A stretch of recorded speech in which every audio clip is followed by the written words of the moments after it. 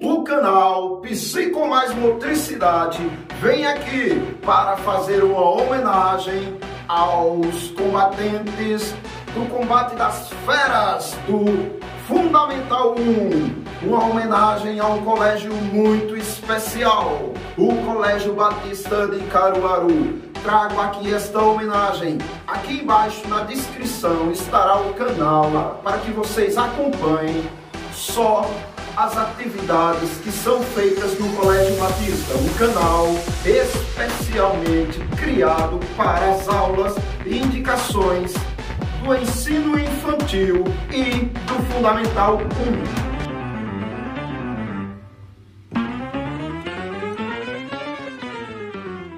Não acredito, meus amores! Chegou o resultado final do combate das feras do Colégio Batista de Caruaru. E vocês não sabem o que aconteceu. O segundo ano ganhou a primeira etapa. O primeiro ano ganhou a segunda etapa. Vocês nem imaginam o que aconteceu. O combate está sendo eletrizante, meus amores. Agora vai ser uma final.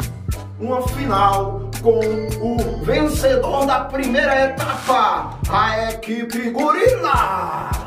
E irá enfrentar o campeão da segunda etapa, a equipe Leão. Então será o combate do primeiro ano contra o segundo ano. Não percam, esta final se dará ainda este mês. Logo logo eu trarei o campeão definitivo. Só lembrando, o verdadeiro perdedor é aquele que não sabe reconhecer a vitória do seu oponente.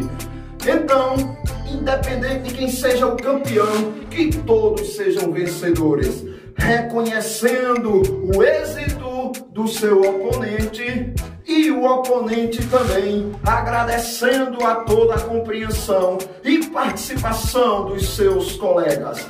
Até a final entre Gorila e Leão. Primeiro contra segundo ano. Escolha a sua equipe e torça. Vamos lá!